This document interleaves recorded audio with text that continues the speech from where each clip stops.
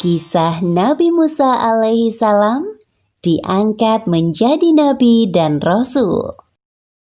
Kisah ini disebutkan dalam Al-Quran, surat Toha ayat 11 hingga 41. Diceritakan bahwa dalam perjalanannya dari Madian menuju Mesir, Musa berkesempatan untuk berbicara langsung dengan Allah Subhanahu wa Ta'ala di lembah suci Tua.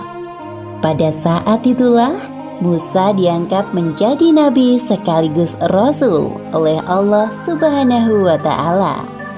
Kurang lebih 10 tahun lamanya Musa hidup di Madian setelah menyelesaikan kesepakatan dan tugas dari ayah mertuanya. Musa beserta keluarganya pergi ke Mesir. Tibalah mereka di sebuah lereng gunung. Langit tampak semakin gelap dan udara terasa dingin. Musa berusaha menghidupkan api untuk penerangan dan penghangat badan. Namun api sulit menyala. Berkali-kali mencoba, hasilnya tetap sama. Tunggulah kalian di sini. Aku melihat cahaya di sebelah sana. Barangkali itu nyala api yang dapat menghangatkan tubuh kita. Baiklah, wahai suamiku, kami akan menunggumu di sini. Kemudian Musa menuju arah cahaya yang nampak di kejauhan. Ternyata benar, ada nyala api besar dari sebatang pohon. Tiba-tiba terdengar suara memanggil namanya. Dialah Allah Subhanahu wa Ta'ala. Allah Subhanahu wa Ta'ala memerintahkan Musa untuk melepaskan sandalnya karena ia sekarang berada di lembah yang suci Tua. Saat itulah Allah mengangkat Musa sebagai nabi dan rasul. Kemudian Allah menurunkan wahyu kepada Nabi Musa seperti yang disebutkan dalam Al-Quran, surat Toha ayat 13 hingga 14. Dan aku telah memilih engkau, maka dengarkanlah apa yang akan diwahyukan kepadamu. Sungguh, aku ini Allah, tidak ada Tuhan selain aku. Maka sembahlah aku dan laksanakan sholat untuk mengingat aku. Nabi Musa adalah salah satu nabi yang diberi kelebihan untuk berbicara secara langsung dengan Allah, seperti yang disebutkan dalam Al-Quran, surat Toha ayat 17. Dan apakah yang ada di tangan kananmu, wahai Musa? Ini tongkat yang membantu berjalan untuk mencari makanan bagi ternak peliharaan kami dan juga untuk keperluan yang lainnya.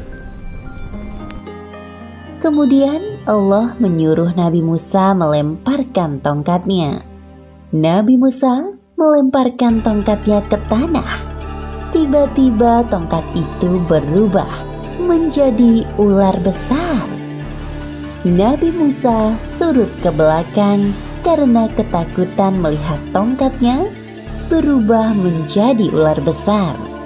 Allah menghibur Nabi Musa yang ketakutan, seperti firman-Nya dalam Al-Quran, surat Toha ayat 18. Peganglah ia dan jangan takut, kami akan mengembalikannya kepada keadaan semula. Lalu Nabi Musa diperintahkan Allah untuk memasukkan tangannya ke dalam lengan baju, seperti yang disebutkan dalam Al-Quran, surat Toha ayat 22. Dan kepitlah tanganmu ke ketiakmu, niscaya ia keluar menjadi putih bercahaya tanpa cacat, sebagai mukjizat yang lain. Tugas Nabi Musa selanjutnya adalah berdakwah kepada Fir'aun yang mengaku dirinya sebagai Tuhan. Beliau merasa takut karena dulu secara tidak sengaja pernah membunuh seorang Kipti, penduduk asli Mesir yang menyebabkannya melarikan diri kematian. Ya Allah, aku mohon padamu, mudahkan langkahku menghadapi Fir'aun. Jadikan saudaraku Harun sebagai temanku berdakwah kepada Fir'aun, karena ia lebih ahli dalam berbicara dan berdebat dibanding aku.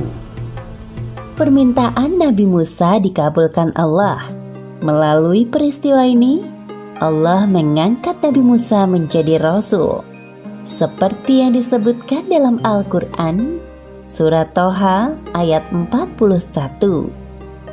Dan aku telah memilihmu menjadi Rasul untuk diriku.